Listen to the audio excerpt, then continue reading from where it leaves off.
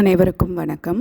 இன்றைக்கி நம்ம பார்க்க போகிறது 14 வேகங்கள் அப்படிங்கிறது இருப்பார். அதாவது நம்ம உடலானது நல்ல நிலையில் இயங்கிக்கிட்டு இருக்கு, சீரான நிலையில் இயங்கிக்கிட்டு இருக்கு அப்படிங்கிறது நம்ம பார்த்துக்கலாம். அந்த இடத்துக்கு அந்த சீரான நிலைக்கு ஏதாவது தொந்தரவுகள் வரும்போது சில அறிகுறிகளை காட்டும். இல்லை சீரான நிலையில் இயங்குது அப்படின்னு சொல்லும்போது கழிவு வெளியேற்றம் அந்த மாதிரி சில விஷயங்களை உடம்பு காட்டும். அப்போ உடல் சரியான நிலையில் இருக்குது அப்படிங்கிறத நம்ம தெரிஞ்சுக்கலாம். அந்த நிகழ்வுகள் வேகங்கள் அப்படின்னு சொல்லப்படுது. இதில் உடம்பில் 14 வேகங்கள் இருக்குது. இந்த நிகழ்வுகளை நம்ம கட்டுப்படுத்த முடியாது. அப்படி நம்ம கட்டுப்படுத்த முயற்சி பண்ணோன்னா அது நோய் நிலைகளில் போய் முடியும். அதே மாதிரி நோய் உள்ள நேரங்களில், உடலில் நோயால் பாதிக்கப்பட்டிருக்கிற நேரங்களில் இந்த வேகங்களோட நிகழ்வுகள் சில பாதிக்கப்படும். ஸோ அந்த 14 வேகங்கள் என்னென்ன அப்படின்னு பார்த்தோன்னா, அபானன் அல்லது ஏப்பம், 2வது தும்மல், 3வது சிறுநீர், 4வது மலம், 5வது கொட்டாவி, 6 பசி, 7வது வேகம் நீர் வேட்கை அப்படின்னு சொல்லப்படுற தாகம் அப்படின்னு சொல்லுவோம் இல்லையா அது, 8வது இருமல், 9வது இளைப்பு, மூச்சிறைப்பு, மூச்சு வாங்குதல் அப்படின்னு சொல்லுவோம் இல்லையா அது, 10வது தூக்கம், 11வது வேகம் வாந்தி, 12வது விழிநீர், 13வது சுவாசம், மூச்சு அல்லது நம்ம உயிர் போட இருக்கிறோன்னு சொல்கிறோங்களா அந்த விஷயம், 14வது விந்து சுக்கிலம் அல்லது நாதம் சுரோனிதம், அதாவது ஆண்களுக்கும் பெண்களுக்கும் வரக்கூடிய அந்த சுரப்பு நீர். ஓகேங்களா? இந்த 14 வேகங்களையுமே 2 வகையாக பிரிக்கலாம். இயல்பான வேகங்கள் அண்ட் இயல்பற்ற வேகங்கள் அப்படின்னு. இயல்பான வேகம் அப்படின்னா தினம்தோறும் நம்மளுடைய 24 மணி நேரத்துக்குள்ளே நடக்கக்கூடிய செயல்பாடுகள் மூலமாக வெளியேறக்கூடிய சில நிகழ்வுகள்.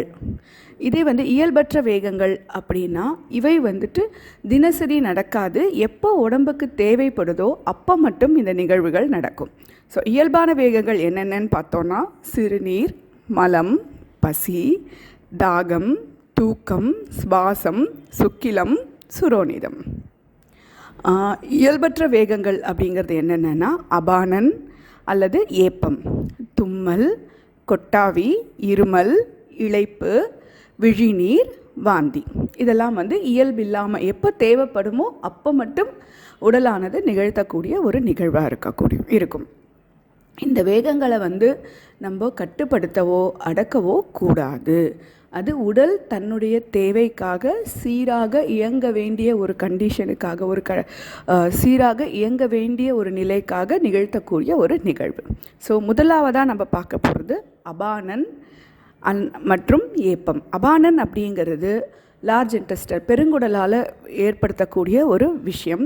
ஏப்பம் அப்படிங்கிறது நம்மளுடைய இரைப்பையை சார்ந்தது. அபானன் அப்படிங்கிறது ஆசன வாயில் வெளியேறக்கூடிய காற்று.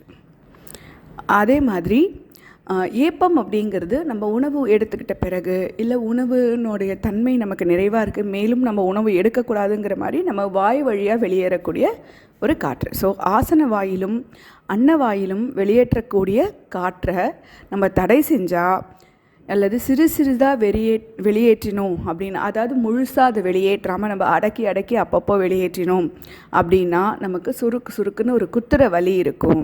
உடல் முழுவதும் நமக்கு குத்துற மாதிரி ஒரு வலி ஏற்படும். உடலில் வாயுவும் பசியின்மையும் குடைச்சலும் வாதமும் ஏற்படும்.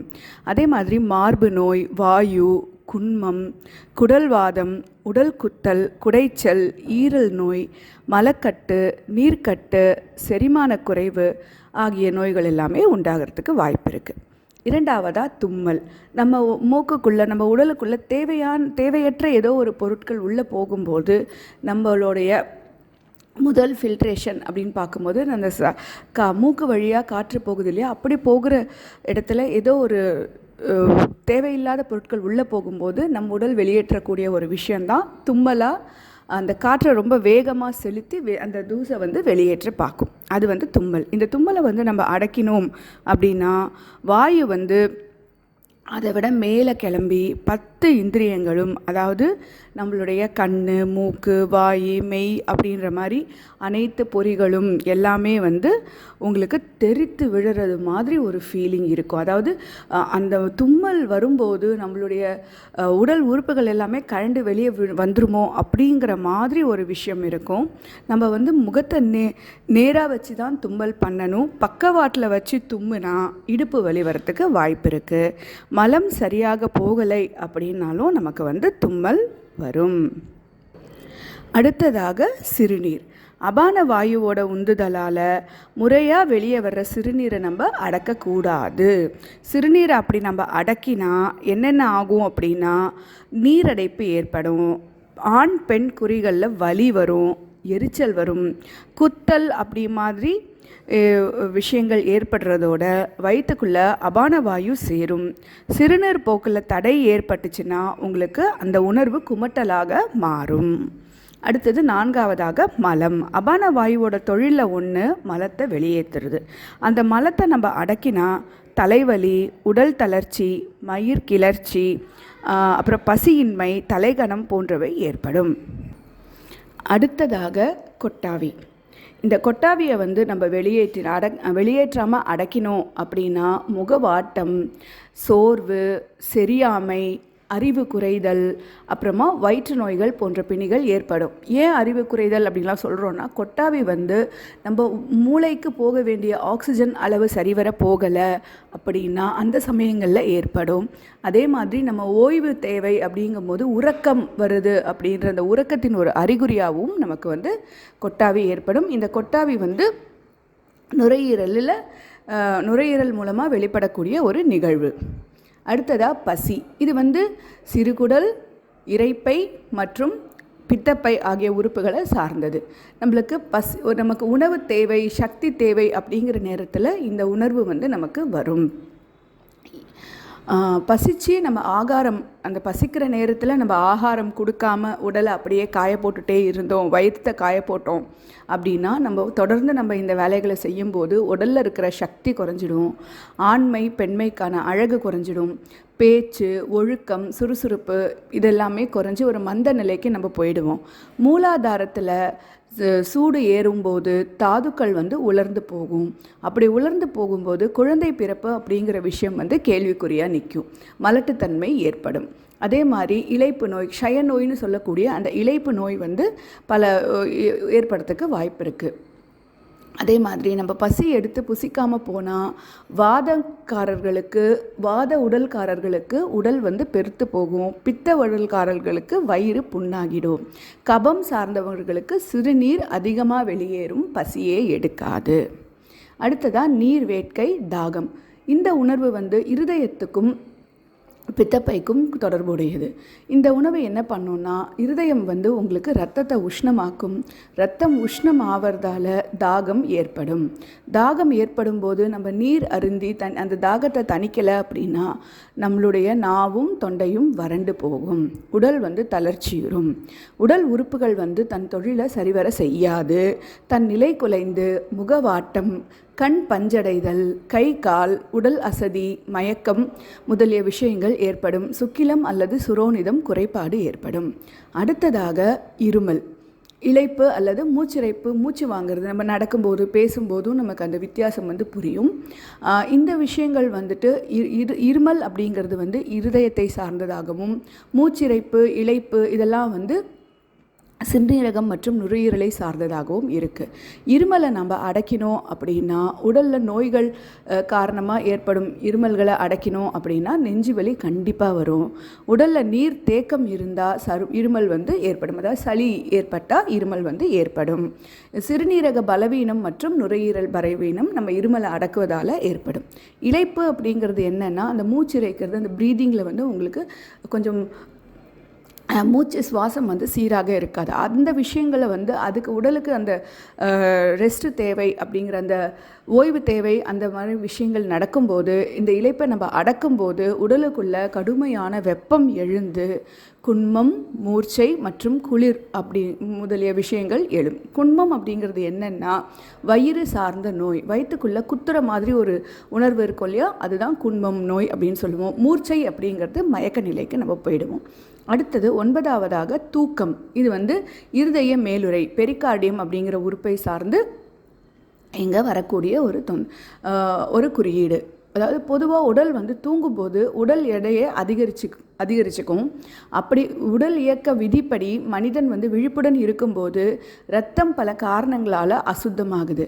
ஆனால் தூக்கத்தின் போது இந்த அசுத்தமாகிற இரத்தம் வந்து சுத்தப்படுத்தப்படுகின்றது. தூக்கமானது உடலிற்கும் மனதிற்கும் பூர்ண ஓய்வை கொடுக்குது. அது மட்டும் இல்லாமல் தூக்கத்தினால உடல் உழைப்பினால் ஏற்பட்ட களைப்பையெல்லாம் நீக்கி தசை நார்களை வலுவடைய செய்கிறது. நீங்கள் நல்லா உங்களை மறந்து நீங்கள் தன்னை மறந்து தூங்கும்போது நம்மளை உடலில் ஏற்படக்கூடிய அந்த களைப்பையெல்லாம் போக்கி உங்களுக்கு நீங்கள் தூங்கி எந்திரிக்கும் போது ஒரு புத்துணர்வை வந்து நீங்கள் உணரலாம். இரவு தூக்கத்தை நீங்கள் தடை செஞ்சீங்க அப்படின்னா தலைவலி, கண்ணில் சிவப்பு தோன்றுதல், காது அடைத்தல், சோம்பல், சோர்வு இந்த மாதிரி பிரச்சனைகள் ஏற்படும். தூக்கம் தடைப்படும் போது பழைய செல்கள் உடலில் தேக்கம் அடைஞ்சு உங்களுக்கு இரத்தம் மேலும் அசுத்தமாகிறதுக்கான வாய்ப்புகள் வந்து உண்டு. அடுத்ததாக விக்கல். இது வந்து சிறுநீரகத்தின் மூலம் ஏற்படக்கூடிய சிறுநீரகத்தோட தொடர்புடைய ஒரு வேகம். இது வந்து என்ன பண்ணோன்னா மேல் நோக்கி நீரை எடுக்கக்கூடிய செயல் தான் வந்து விக்கல் அப்படின்னு சொல்லப்படுறது. வேகமாக நம்ம சாப்பிடும் பொழுது உணவு குழாயில் அடைப்பு ஏற்பட்டால் விக்கல் வந்து ஏற்படும். மூளைக்கு நீரும் காற்றும் பற்றாக்குறை ஏற்படும் பொழுது விக்கல் ஏற்படும். விக்கலை அடக்கினீங்கன்னா மூளை, சிறுநீரகம், கல்லீரல் பாதிக்கப்படும். அடுத்ததாக விழிநீர். இது வந்து பித்தப்பையில் மூலமாக ஒரு பித்தப்பையுடன் தொடர்புடைய ஒரு வேகம். இந்த விழிநீரை வந்து உருவாக்கக்கூடியது நம்மளுடைய மரமூலகம். இந்த விழிநீரை நம்ம அடக்கினோம் அப்படின்னா கண் நோய்கள், தலையில் புண்ணு, ஃபீனிசம், அதாவது மூக்கில் நீர் வடியக்கூடிய ஒரு தன்மை, இந்த மாதிரி தொந்தரவுகளெல்லாம் ஏற்படும். 12வதாக வாந்தி. இது வந்து இரைப்பையோட தொடர்புடைய ஒரு வேகம். வாந்தியை நம்ம அடக்கும்போது உடலில் தடிப்பு, நமைச்சல், கண் நோய், சுரம், அப்புறம் வந்து உங்களுக்கு இருமல், இந்த மாதிரி விஷயங்கள் எல்லாம் ஏற்படும். வாந்தி அப்படிங்கிறது நெருப்பு சார்ந்த வேகம். அதாவது நம்ம உடலுக்கு ஒவ்வாத விஷயங்கள் இருக்கும்போது அதை வாய் வழியாக உடல் வந்து வெளித்தள்ள முயற்சிக்கும். அப்படி முயற்சிக்கிற ஒரு விஷயம்தான் வந்து உங்களுக்கு மேல் நோக்கி, அதாவது பொதுவாக நம்ம உடலுக்குள்ளே போகிற விஷயங்கள் வந்து நம்ம மேலேருந்து வாய்க்குள்ளேருந்து நம்ம அனுப்பும்போது அது கீழ் நோக்கி தான் பயணித்து மலவாய் வழியாக மலமாக வெளியேறணும், இல்லை சிறுநீராக வெளியேறணும். அப்படி இல்லாமல் உடலில் மேல் நோக்கி கழிவு நீக்கம் வருது அப்படின்னா இது வந்து இரைப்பை மூலமாக தொண்டைக்குழி வழியாக உங்களுக்கு வாய் வழியாக வெளியேற்றக்கூடிய ஒரு கழிவு, ஒரு உடலுக்கு தேவையற்ற ஒரு விஷயம். ஸோ இந்த வாந்தி வரும்போது இது வந்து நெருப்பு சார்ந்த ஒரு வேகமாக இருக்கிறதால புவியீர்ப்பு விசைக்கு எதிரான நிலையில் தான் வாந்தி வந்து வரும். நெருப்போட நிலை மாறும்போது வாந்தி வரும். நெருப்பு வீரியம் உள்ள நிலை, வீரியமற்ற நிலை, 2 நிலையில் இருந்தாலும் உங்களுக்கு வந்து வாந்தி வரும். அதாவது உடம்பு ஜீரணம் ஆகலைனாலும் வாந்தி வரும். உங்கள் உடம்புக்கு ஒவ்வாத விஷயங்கள் அதிகமாக இருக்குது அப்படின்னாலும் உங்களுக்கு வந்து வாந்தி வரும். 13வதாக சுவாசம், மூச்சு அல்லது உயிர்ப்புன்னு சொல்லுவோம். இது நுரையீரல் சார்ந்த ஒரு விஷயம். இந்த சுவாசத்தை நம்ம தடை செய்யும்போது பிராணவாயு தடைப்பட்டு இருமல், வயிறு உப்புசம், ஜுரம், வெட்டை, நினைவிழத்தல், அந்த மாதிரி விஷயங்கள் எல்லாம் நடக்கும். ஸோ பிராணனை நிலைநிறுத்தும் நிலைகளாக நம்ம எப்படி பார்க்கலாம் அப்படின்னா, பூரகம் அப்படிங்கிறது 1 பங்கு, கும்பகம் அப்படிங்கிறது 4 பங்கு, ரேச்சகம் அப்படிங்கிறது 2 பங்கு. அதாவது பூரகம் அப்படிங்கிறது நம்ம இழுக்கக்கூடிய நிலை, கும்பகம் அப்படிங்கிறது வெளியே விடக்கூடிய, நம்ம வந்து ஹோல்ட் பண்ணிக்குவோம் அந்த பிரெத்திங்கு. ரேச்சகம் அப்படிங்கிறது நம்ம வெளியேற்றுற காற்றோட அளவு, அந்த நேரம் அப்படியும் நம்ம வந்து எடுத்துக்கலாம். இந்த பிராணாயாமம் அப்படிங்கிற ஒரு விஷயத்தை, இந்த மூச்சு பயிற்சியை நம்ம சரிவர செய்யும்போது இந்த சுவாசத்தை நம்ம சீராக வச்சுக்க முடியும். அடுத்ததாக கடைசியாக நம்ம இறுதியாக பார்க்குறது வந்து 14வது வேகம், விந்து அல்லது நாதம் அப்படின்னு சொல்லுவோம். இது வந்து பெருங்குடலும் சிறுநீரகம் சார்ந்த ஒரு வேகம். இது வந்து அபான வாயுவால் தள்ளப்படும் சுக்கிலத்தையோ அல்லது ஸ்ரோனிதத்தையோ தடை செய்தால் உங்களுக்கு சுரம் வரும், சீழ் உண்டாகும், மாரடைப்பு வரும், வெள்ளைப்படுதல் வரும், வெட்டை, இந்த மாதிரி நோய்கள் எல்லாம் வரும். வெட்டை நோய்கள் அப்படின்னா உஷ்ணம் தன்னை மீறி வெளியேறுதல் அப்படிங்கிறது நடக்கும். இதே மாதிரி விந்து அல்லது நாதத்தில் இருக்க வேண்டிய வழுவழுப்பு குறைய ஆரம்பிக்கும், சிறுநீர் அதிகமாக வெளியேறும். இன்றைக்கி இந்த 14 வேகங்களை நம்ம தெரிஞ்சுக்கிட்டோம். இனிமே இந்த வேகங்களை அடக்காமல் உடல் தன்னுடைய வேலையை சரிவர செய்யறதுக்கு நம்மளும் முயற்சி பண்ணுவோம். நன்றி.